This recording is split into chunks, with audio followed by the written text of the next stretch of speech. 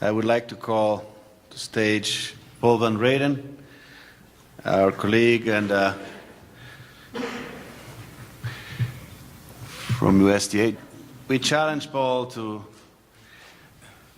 make us look through these 10 years that we passed in genomics, in which he was our quarterback, providing our methodologies and directions and guidance, and also to look into that and see where we're going from now.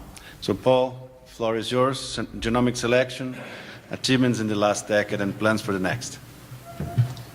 All right, thank you very much, Zhao. And to continue the thoughts, in order to predict the future, we should take a look back into what led up to this revolution.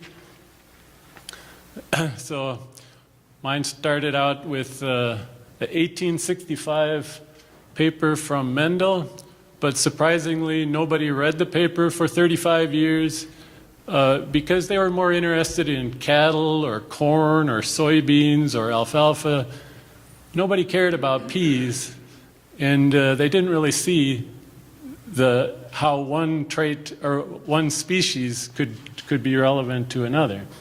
Then in 1900 the paper was rediscovered, and soon after that a USDA researcher found that the rules of inheritance in peas also applied to at least one trait, the horn polled in cattle. And that led to a gradual acceptance of that these were fairly general inheritance rules. In 1922, another researcher at basically our lab in Maryland found a computational method to determine how much each animal is related to each other animal, the pedigree relationship matrix. Then, as you heard before, in 1953, the structure of DNA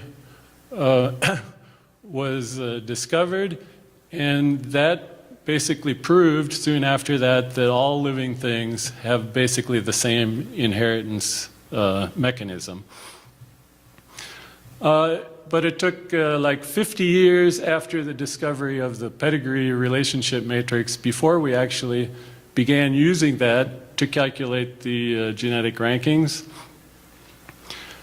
And then eventually the full sequence of DNA was determined for humans, and about 8 years later the full sequence for cattle. The development, one of the key things in genomics was developing the SNP chips, the ability to read so many DNA markers simultaneously and cheaply. And so in 2009 we went public with the genomic predictions. And the talk will focus on the progress we made in the reliability of predictions, the expansion in the number of variants that we test, which has just mushroomed, and a little bit about the additional traits that we have tested or could test in the future, and new uses for the genomic data, and the fantastic growth in the numbers of animals being genotyped worldwide in dairy cattle and in other species. And then, of course, a summary of the genetic progress that we have achieved and could achieve.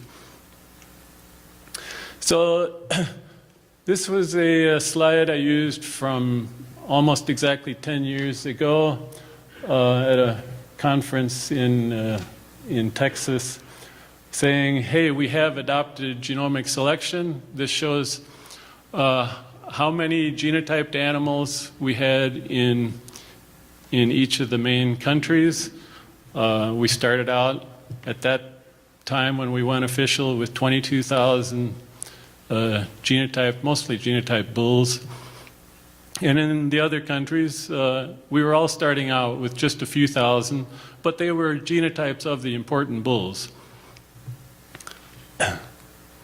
And you can see that 10 years later, every country that I listed before now has more than 100 times more animals genotyped than we did when we started off. So that's 3 million in the CDCB database, which is jointly held data between the United States and Canada. You can see about 500,000 in each in France and Netherlands, Germany 700,000, and even branching out into the Angus Association has more than 500,000 Angus genotyped. Ireland, the government subsidized massive data collection, 1.5 million beef and dairy cattle genotyped there. And even I was surprised last year to find a poultry company that said that they now expected to genotype 1 million chickens and turkeys per year. So it's growing fantastically everywhere. In the beginning, we genotyped just the bulls because that was the way to get the prediction accuracy started. But soon the breeders found that the cows, females, were getting just as accurate of predictions as bulls, and you can see the growth there over the years to the point that now the female genotyping is really the big market, with close to 700,000 new genotypes coming in total during the last year. And another thing that happened is it's very easy to test DNA, either to ship the DNA or the data that comes from the DNA.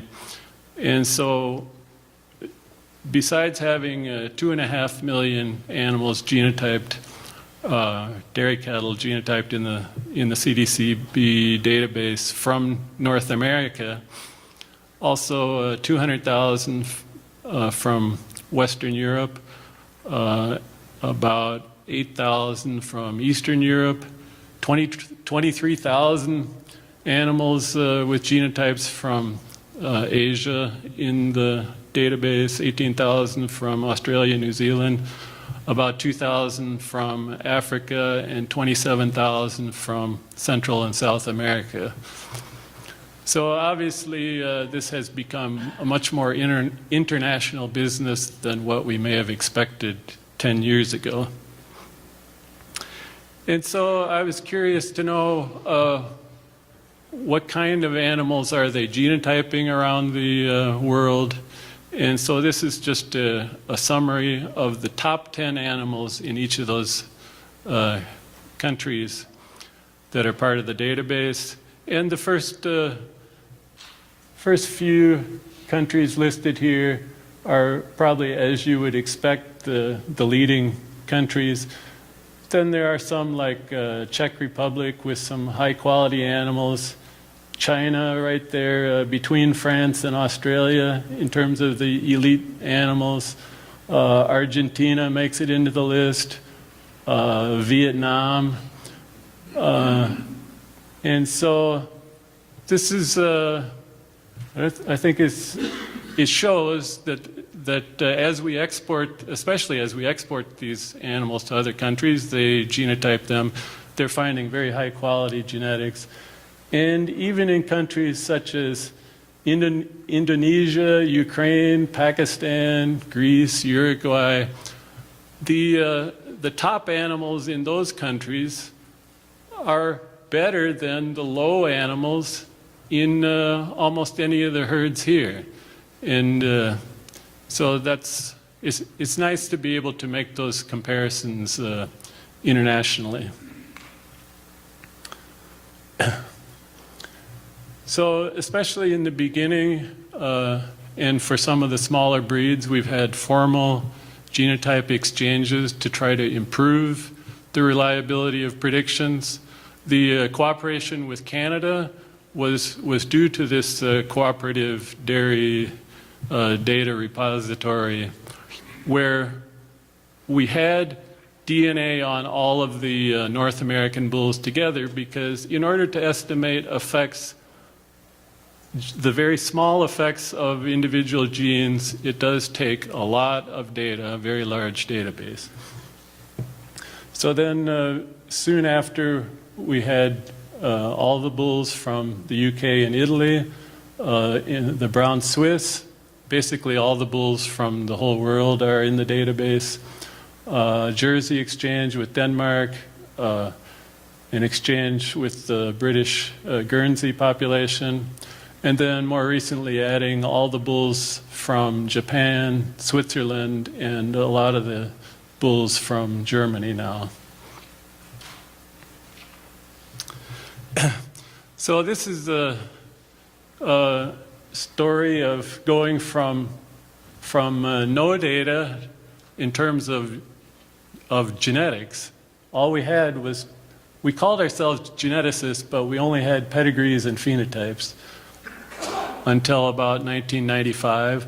Then we worked our way up to 367 markers, but they did not provide enough accuracy. We could not implement that technology, and it was too expensive also. Then all of a sudden we went up to 50,000 markers, and that was accurate enough to implement. 2 years later, 777,000, or the HD chip. 5 years later, 39 million variants. And it takes a lot of reprogramming to keep up with, with all this. And that was a cooperative project across the whole world in terms of whole genome sequencing. And in the future, there are always new mutations happening every generation, and it would be good to, even though you know the DNA of the parent generation, to be able to detect mutations in the next generation.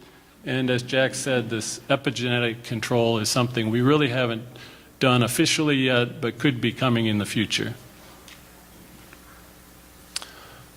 So we started with just one chip, then we went to lower density and higher density chips, and this ends at 2016, but there are a lot of, I think there's 34 different chips in the database now, and it takes a lot of, it does take a lot of quality control and math to keep all of those chips contributing in the same fashion to the predictions that we compute.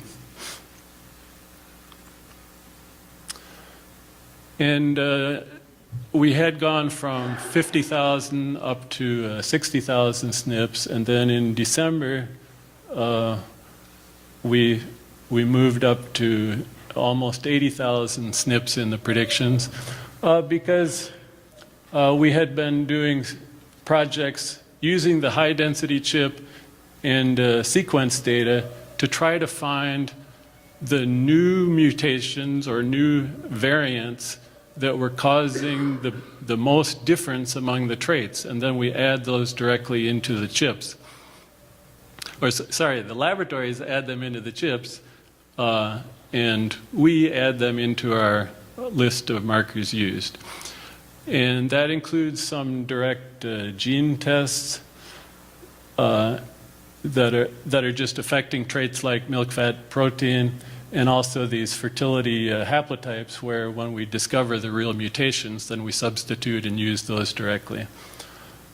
And we believe that that may have increased our reliability for different traits from 1% to 3%. So to take a side excursion, at one point our database in terms of number of animals was more than any of the human databases had in terms of number of people genotyped. But that has changed in the last few years. All of a sudden, Ancestry.com has more than 10 million people that have subscribed to their service. The human testing companies, it's really the same chip that we use that we call high density. It's just with human markers instead of cattle markers. It's exactly the same technology. And they do not use anything less than that. Just and you can see they have very large databases. And now a lot of the human researchers have gone completely into whole genome sequence. Large TopMed project hosted at the University of Michigan has 135,000 people fully sequenced, and this is very deep sequencing. And they've discovered 500 million total variants in the human population across the world. Illumina reports a total of 600,000 in many different studies. 600,000 people have been genotyped. And then also at the University of Michigan, they can use the high-density chips to impute the sequence data. So that can be 25 million people already imputed to 500 million variants. That's a lot of data. Calculate the sequence data to be 65 million gigabytes of raw data. So whether we'll get there with cattle, we're going to run out of cows before they run out of people. So the new mutations, here's just a couple of stories of a case where the progeny had new mutations that were not present in either of the parents. In New Zealand, they had a bull where half of his daughters gave exactly 0 milk when they freshened. That was a big loss. We know of a case in Canada with a new mutation which is dominant, causing red hair color instead of the normal recessive. And then in France, they had 3 different bulls where a portion of their calves were born with this bulldog condition. That's because a mutation happened in the bull, basically in the testes, as the bull was forming. And so a portion of the sperm have the defect and a portion of the sperm have the original DNA without the mutation. And we also have new recessive mutations that we've discovered. The cholesterol deficiency mutation. We know exactly what generation it happened in. And in our database, we have 118 animals where we have a parent who had normal DNA, and the progeny is missing a large section of a chromosome. And also 252 calves born with, instead of an XX for female or an XY for male, they have XXY.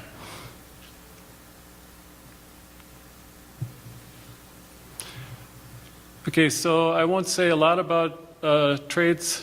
Joao already covered some of this, but we did add several new traits since genomics began, and those are mainly the traits with the lower heritability that we already had a lot of data for in the database. So you can expect the number of traits to keep on growing over the years. And one of those coming already in April, in just a few months, is the earlier age at first calving. And also we'll be providing genomic predictions for more crossbred animals. And in future research, we have the feed intake data that's about ready to launch as a genomic prediction, a new trait. That's very expensive data, but we made or CDCB has made a commitment to generate more of that. We have done research on heat stress, adaptation to northern or southern climates, and the results show high statistical significance, but not as much practical significance as we would hope, but that can be used in the future. And other traits such as persistency, the ability of cows to milk more in the end of lactation rather than just at the peak. So a few words about the earlier first calving. That trait is because the heifers are eating feed and not producing. The cost of that is maybe $2.50 a day. The emphasis on the trait could be 3%. It won't be in net merit immediately in April. And it would remove some of the emphasis that we currently are placing on heifer conception rate. We have a very large database, but low heritability, and a small standard deviation of only about plus or minus 3 days, but there's bigger breed differences. And the reliability of predictions is 66% for Holstein, so that's certainly well worth the addition. The crossbred predictions, then we've only calculated SNP effect estimates and predictions within breed. Now in April, we'll use a weighted combination of those individual breed predictions for the crossbreds, weighted by what we call BBR. It's the genomic estimate of the contribution of each of 5 breeds. And there's about 60,000 animals that have at least 10% contribution from another breed, and 17,000 animals where the range is 7 to 10%, and those animals will no longer contribute to the purebred SNP effect estimates, and instead will be predicted only using the more pure animals. Okay, we launched a genomic mating program several years ago, and that allows the producers to minimize the inbreeding using genomic relationships instead of pedigree relationships. So it's a file of basically all the live females with all the marketed bulls. So that file has more than 1 million females times 5,000 males. It's fairly large. And if you're currently using a pedigree mating program, switching to genomic mating should add $84 to the value of each heifer calf born. And if you're using just random mating, the advantage would be $214 per calf. So those are very large advantages that we expect people would want to take advantage of, besides avoiding the recessive carriers, and also some benefit to the bull calves in terms of growth rate. We're not sure exactly how much that would be.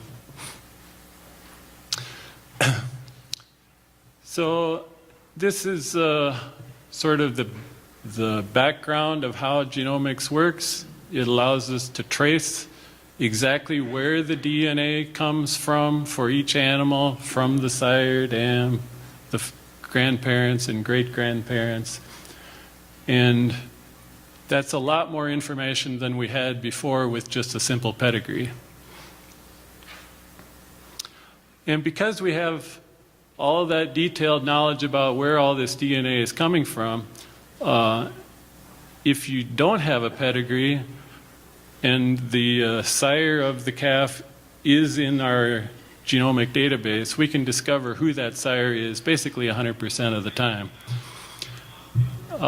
And similarly, without knowing the maternal grandsire, it can be discovered about 97% of the time, and even the great-grandsire 92% of the time. We have not been delivering the great-grandsire predictions or suggestions, but I think we may start doing that in the near future. And also, if the pedigree is reported but inaccurate, it can be obviously corrected. So part of the problem with this is that, say we discover the sire, we discover the grandsire and the great-grandsire, but then in order to use this information, we need to link the calf to these discovered ancestors, and a lot of times we just don't have an ID to make that connection. So this just shows we have 200,000 cases where we don't have the ID necessarily to make the connection. We could fill that in with just a linking ID. And before we do that, we can check to see whether the true dam can be discovered. In 20,000 cases, we also found that. Okay, so if you're thinking about doing genomics and genotyping on your farm, it's fairly easy. The most popular method now is to take an ear tissue sample. Probably at the time when you tag the calf when it's born would be the simplest. Hair also works pretty well. And another source of DNA, people have started genotyping embryos. It's already 13,000 embryos genotyped in the database. You don't normally see those because they're only sent back to the breeder via the nominator. But this could change our selection a lot. Genotyping before rather than after pregnancy. And so the demand for that could be very large. The upper limit for heifer calves born in the US may be about 4 million, but instead 20 million embryos could be genotyped and only implant the best of those.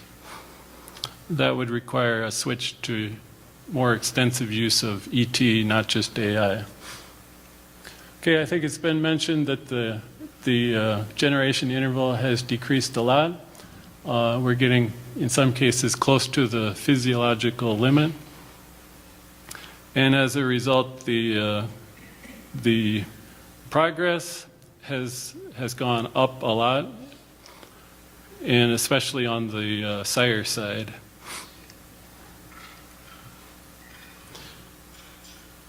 So also, we were asked to give a 50-year prediction, John Cole and I, and here's what it looked like based on just taking that chart you saw with the current progress in the last few years and extrapolating that.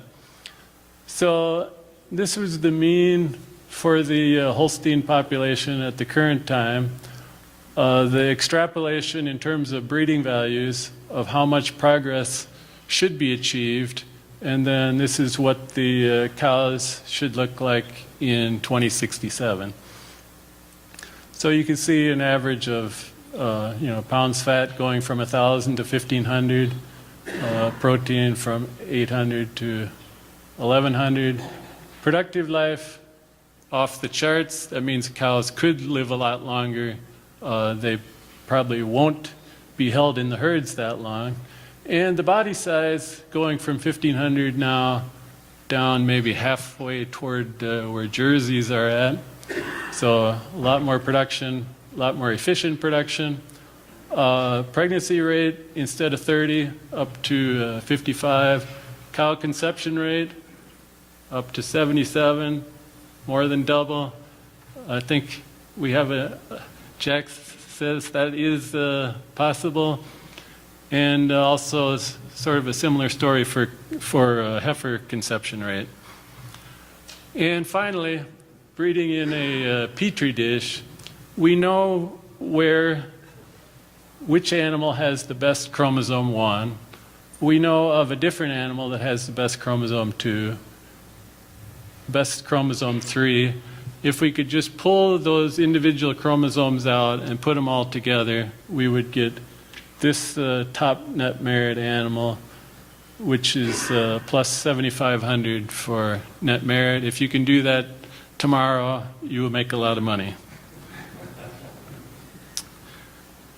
Okay, just to report, and Dwayne can testify to this, USDA scientists are required to make a 5-year plan every 5 years. So we have these as our goals.